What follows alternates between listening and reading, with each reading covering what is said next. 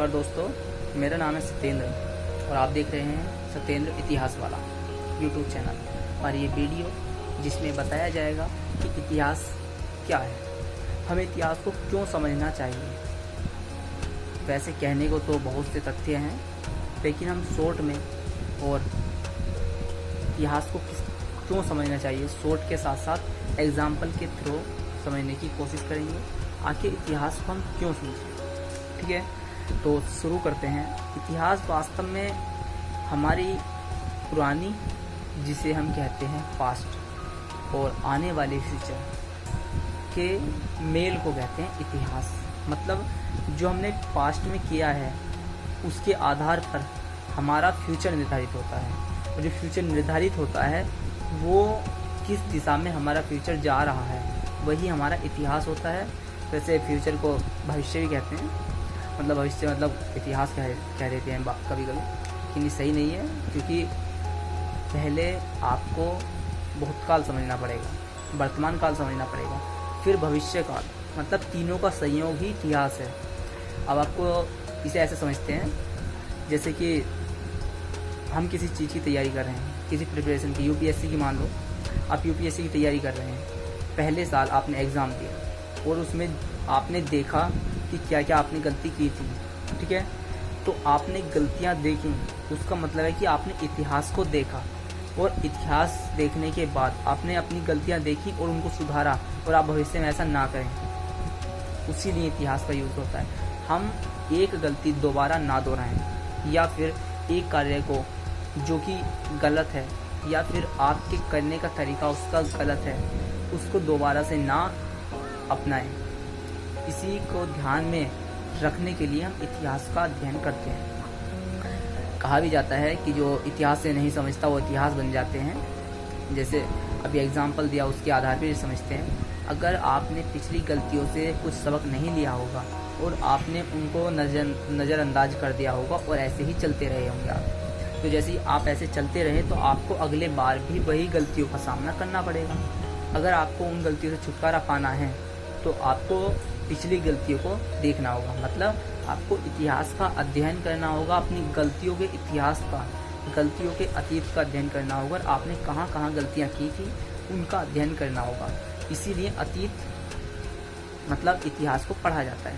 मतलब हमारा फ्यूचर, हमारा भविष्य कैसा होगा उसका निर्धारण हम करते हैं इतिहास के माध्यम से। अगर हम इतिहास के माध्यम से अपने फ्यूचर को निर्धारित करते हैं तो हम खुद डिसाइड करते हैं कि हमारा फ्यूचर कैसा हो। अगर आप अपने इतिहास को उठाकर देखें, जैसे जब से आपका जन्म हुआ है आपने कैसे कैसे पढ़ाई की है, आप किस कक्षा में ज़्यादा तेज थे और क्यों थे। आपने कभी ये सोचा होगा कि इस क्लास में मैं तेज था, या फिर इसमें मैं टॉपर हुआ था, फिर टॉपर होने के बाद एकदम से मैं टॉपर नहीं रहा, एकदम से नीचे आ गया। तो आपने वहाँ पर क्या गलतियाँ की और उसमें क्या आप पहले से सुधार करते आ रहे थे। जब आप टॉपर हुए थे तो आप जब टॉपर थे तो आपने क्या क्या सुधार किया था, उनका अध्ययन करके अब अपनी लाइफ में सुधार करके टॉपर बनना, इसी को कहते हैं इतिहास का अध्ययन करके अपने भविष्य को सुधारना। भविष्य सुधरता है इतिहास के कारण। इतिहास पढ़ना इसलिए ज़रूरी है। और अगर इतिहास को हम नहीं पढ़ते हैं तो हम एक गलती को बार बार दोहराते रहते हैं। जैसे कि काफ़ी सारे उदाहरण हैं, जैसे इतिहास अपने आप को दोहराता है। अभी हाल ही में मुद्रा हमारी नीचे जा रही है।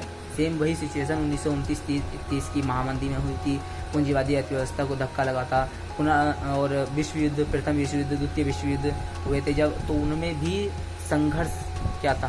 संघर्ष ये था कि प्रथम विश्व युद्ध में कारण रहा था, काफ़ी कारण रहे हुए हैं, लेकिन एक कारण इसमें ये भी रहा था कि प्रत्येक देश अपना हित ढूंढता था और सीक्रेट गठबंधन करने लगा था। अब ये सीक्रेट गठबंधन करने के बाद सबने अपने अपने दोस्त बना लिए, सहयोगी बना लिए। एक पर हमला करने के बाद दूसरे पर हमला, सब में हमला हो गया, प्रथम विश्व युद्ध हो गया। अब उससे हमने सबक नहीं लिया, प्रथम विश्व युद्ध से हमने सबक नहीं लिया, लेकिन द्वितीय विश्व युद्ध में फिर से हम गठबंधन बनाने लगे और दूसरे देशों पर ध्यान नहीं देने लगे, अपने हित के बारे में सोचने लगे, तो दूसरा भी विश्व युद्ध हुआ।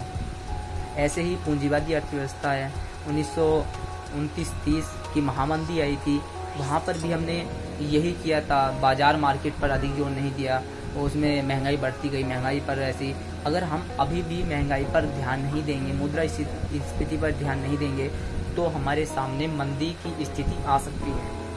आर्थिक महामंदी कहते हैं जिसे, जो 1929 में हुई थी, सेम उसी प्रकार आ सकती है। इसे पूंजीवादी अर्थव्यवस्था का फेल होना भी कहा जा सकता है। लेकिन अभी सिर्फ हम ये समझेंगे कि इतिहास को क्यों पढ़ना चाहिए। इतिहास को हम अपने भविष्य को सुधारने के लिए ही पढ़ते हैं। जैसे कि हमने बताया, अभी प्रथम विश्व युद्ध से अगर हम प्रेरणा ले लेते तो द्वितीय विश्व युद्ध नहीं होता, क्योंकि जो कारण उसके थे लगभग वही कारण उसके थे।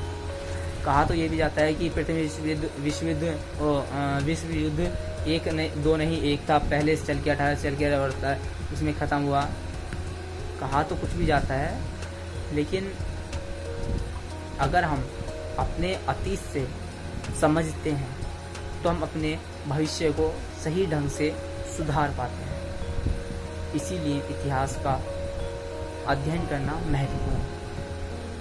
नमस्कार, आपने आज समझा कि इतिहास को क्यों पढ़ना चाहिए। मतलब अगर आपको अपना फ्यूचर भविष्य सुधारना है तो आपको इतिहास का अध्ययन करना पड़ेगा। अगर आप इतिहास का अध्ययन करने के बाद अपना फ्यूचर सुधारने के लिए आगे बढ़ते हैं तो आप अपने भविष्य को आप मनचाहा बना सकते हैं, जैसा आप चाहते हैं।